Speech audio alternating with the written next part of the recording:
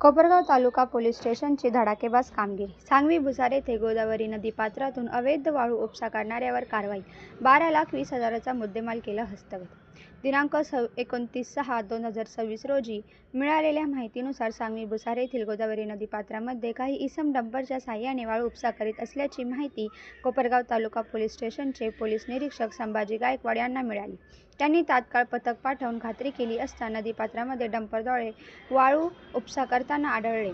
वाळू भरणारे पळून गेले, परंतु डंपर चालक आकाश दत्तू पिंपळे, राहणार खेडले झुंगे, तालुका निफाड, जिल्हा नाशिक, डंपरचा मालक कुणाल उर्फ सोनू, राहणार सिन्नर याच्या सांगण्यावरून वाळू भरत असल्याचे चालकांनी सांगितले. आरोपीला ताब्यात घेऊन एकूण 12,20,000चा मुद्देमाल व विना क्रमांकाचा डंपर कोपरगाव तालुका पोलीस ठाण्याने जप्त केला आहे.